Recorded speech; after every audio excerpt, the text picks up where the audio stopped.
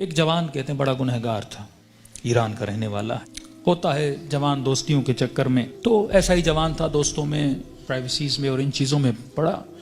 جب والدین نے زیادہ پوچھنا شروع کیا تو اس کو پتا تھا اب گھر میں تو یہ میں کام نہیں کر سکتا، نشے کا عادی ہو چکا تھا، تو اس نے ماں باپ کو چھوڑا۔ کہتا ہے میں اتنا بد اخلاق تھا، جب غصہ آتا تھا تو کبھی کبھی ماں کو بھی مارتا تھا، باپ کو بھی۔ جب نفس کی حکمرانی ہو جائے نا بندے پر تو ظالم بھی بن جاتا ہے۔ کہتا الگ میں نے فلیٹ لیا، ایک گاڑی تھی، میں اس سے مسافر اور پیسنجرز اٹھاتا تھا ایران میں، جو دن میں کمائی ہوتی تھی، رات کو نشہ، گناہ، فحاشی۔ کہتے ہیں محرم کا مہینہ شروع ہوا، ایام محرم آئے، 6 دن گزر گئے، میرے دوست نہیں آئے۔ میں نے فون کیا کیوں نہیں آئے، انہوں نے کہا کہ مصیبت کے دن ہیں، ایام ازاں ہیں، ہم گنہگار ہیں لیکن کم از کم 10 دنوں میں ہم احترام کرتے ہیں۔ تو کہتا میں غصے سے دوستوں کو آنے کی ضرورت نہیں ہے، میں نے گاڑی نکالی اور راستے کو جا رہا تھا، مسافر اٹھاتے اٹھاتے رات بہت لیٹ ہو گئی تھی، اس راستے پہ ایک میں نے لڑکی کو کھڑا ہوا دیکھا، اسے میں نے گاڑی میں بٹھایا، کہاں جانا ہے، کہا سیدھا جانا ہے۔ آگے چلتا گیا، اچانک نفس نے غلبہ کیا، گناہ نہیں کیا تھا اتنے دنوں سے، ذہن میں خیال آیا اکیلی خاتون گاڑی میں ہے، نیت گناہ کی، گاڑی کو میں نے موڑا۔ یہ جوان بچی محجب کہنے لگی کہاں جا رہے ہو، مجھے تو سامنے جانا ہے۔ میں نے وہی گناہ والے جملے بولے، اسے دعوت گناہ دی۔ کہ بچی رونے لگی تو کیسی باتیں کر رہا ہے، اس نے کہا میں نے تو ارادہ بنا دیا ہے۔ کہتا مجھے واسطے دینے لگی، اب اکیلی خاتون کیا کرے، اسپیڈ سے میں گاڑی چلا رہا ہوں، دروازے لاک ہیں۔ کہتا مجھے واسطے دینے لگی، ظاہر ہے ایران تو مطلب دونوں شیعہ ہیں نا۔ کہنے لگی تجھے حسین کا واس، تجھے مولا علی کا واس، تجھے امام زمانہ کا واسطہ، ایرانی حضرت عباس کا بڑا احترام کرتے ہیں، تجھے ابو الفضل کا واسطہ۔ کہتا میں نے کچھ بھی نہیں سنا، میں نے کہا یہ چھوڑ دو عقیدے کی باتیں، فلاں کا واسطہ، فلاں کا واسطہ، کس نے دیکھا ہے۔ کہتے آخر میں اس نے ایک جملہ کہا جس سے میرا وجود کانپ گیا۔ کہا تجھے نہیں پتا میں کون ہوں؟ کہا میں سمجھا بولے گی فلاں پولیس والے کی بیٹی ہوں، فلاں افسر کی بیٹی ہوں، یہ ہو وہ ہوں۔ میں نے کہا کون ہوں؟ کہا میں سید زادی ہوں، تجھے واسطہ میری دادی زہرا کا، میرا ادب نہیں کرتا، میری دادی کا ادب کر۔ کہتے پتا نہیں ایسا کیا ہوا۔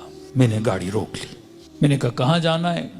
کہا مجلس پہ جا رہی تھی، امام برگاہ پہ اتار دو۔ کہتا میں نے جا کے اتارا، پورے راستے میں خاموش رہا، سمجھ نہیں آ رہی تھی، ایک خوف سا میرے وجود پہ طاری ہو چکا تھا۔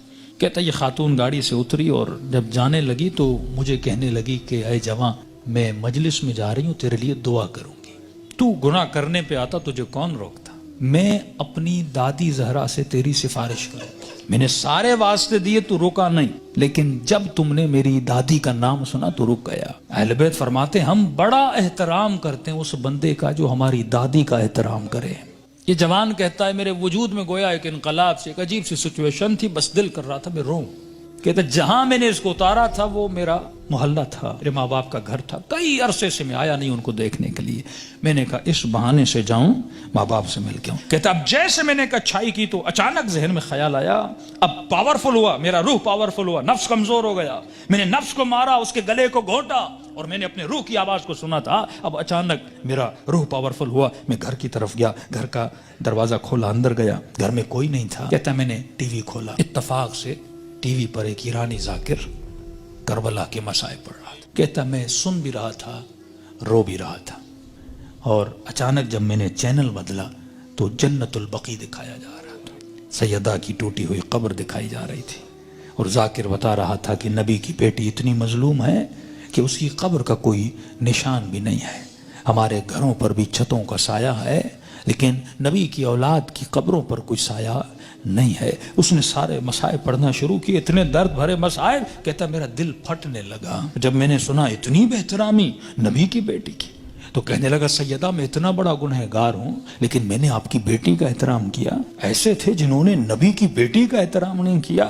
کہتا اب جب رونے لگا تو مجھے اپنے گناہ، اپنی خطائیں، اپنی بدکاریاں سب یاد آنے لگی، جتنی میری اندر کی کثافتیں تھیں گویا کسی نے سامنے لا کر کھڑی کر دی تھی۔ اب میں رو بھی رہا تھا، اللہ سے معافیا بھی مانگ رہا تھا، اتنے میں میری ماں گھر آئی، جس ماں کو مارتا تھا۔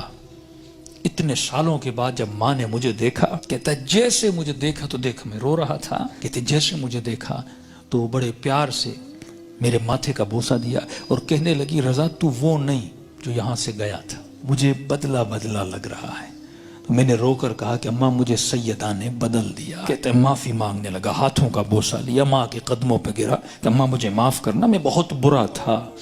جب میں زیادہ رونے لگا تو ماں نے کہا بیٹا یہاں نہیں رو، امام بارگاہ میں مجلس ہو رہی ہے، معصوم کا فرمان ہے کوئی بھی دنیا کی مصیبت آئے نا ایسے نہ رویا کرو، بیوی چھوڑ کے جاتی ہے، بچے بدتمیزی کرتے ہیں، رزق میں پریشانیاں آتی ہیں، بندے کا دل کرتا ہے روم، کہتے ایسے اپنے آنسوؤں کو ضائع نہ کیا کرو، ذکر حسین کو یاد کیا کرو، مصیبت اہل بیت کو یاد کیا کرو، ان آنسوؤں کی قیمت بڑی ہے، ان کو ایسے ضائع نہ کیا کرو، غم حسین میں، مناجات خدا میں، توبہ میں بہایا کرو۔ تو ماں نے کہا حسین کی مجلس میں جاؤ، کہتا ہے اتنے سالوں کے بعد جب محلے میں گیا تو محلے داروں نے دیکھا ارے وہ جوان جو اتنا گمراہ تھا آج ذکر حسین میں رو رہا ہے، اس کی زندگی میں انقلاب بپا ہو گیا۔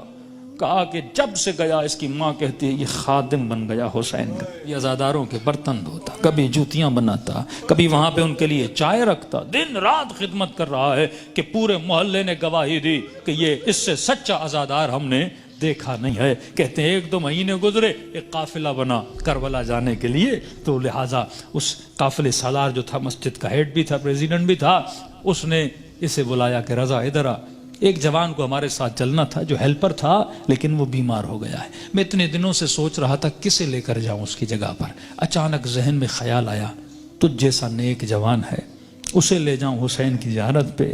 کہتا جیسے میں نے سنا میں رونے لگا، میں نے کہا مولا حسین کچھ دن نہیں ہوئے آپ کے قافلے میں آیا ہوں، اتنی جلدی آپ نے مجھے اپنی زیارت پہ بلا لیا۔ کہا مولا حسین کی زیارت کی، توبہ کی، واپس آیا، پھر ایک قافلہ حج کے لیے نکلا۔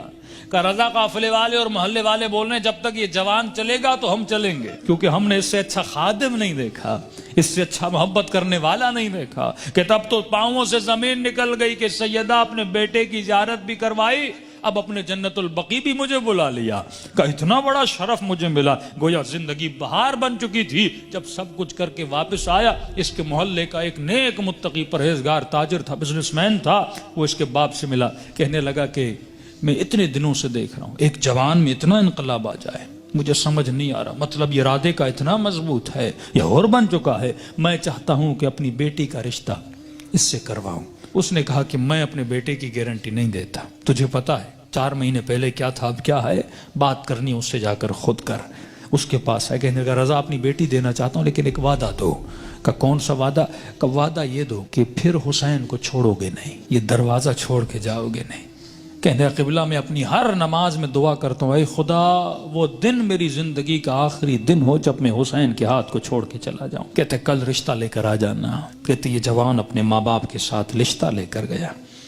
جب اس کے گھر میں داخل ہو، ایران میں رسم ہے جس بچی کا رشتہ لینے جاتے ہیں وہ چائے لے کر آتی ہے، وہ بچی چائے لے کر آئی، جیسے اس جوان نے کپ اٹھایا اس بچی کی نگاہ اس کے چہرے پر پڑی، کہتے ہیں ہاتھ سے وہ ٹریل گرا اور چیخ مار کے بے ہوش ہو گئی، کمرے میں لے گئے، بڑی دیر کے بعد ہوش میں آئی، اور جیسے ہوش میں آئی زار و قطع رونے لگی، اور اس کی زبان پر بس ایک ہی نام تھا، یا فاطمہ الزہرا، یا فاطمہ الزہرا۔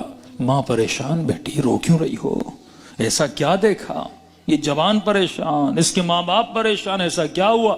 کہتی اماں اللہ کی قسم ہے کل رات میں نے خواب میں سیدہ فاطمہ کو دیکھا تھا، مجھے سمجھ نہیں آ رہا تھا، کل رات بی بی اسی جوان کا فوٹو مجھے دکھا رہی تھی اور کہہ رہی تھی کہ تو میری چاہنے والی ہے، جب اس کا رشتہ آئے اسے انکار نہ کرنا، اس نے میری بیٹی کا احترام کیا تھا۔ تبھی فرمایا جب تو ایک قدم اہل بیت کی طرف جاتا ہے وہ 10 قدم آگے بڑھاتے ہیں، لیکن سوال یہ ہے کہ یہ قدم اٹھیں، زندگی میں ان کو راضی کرو جن کے راضی ہونے سے خدا راضی ہوتا ہے۔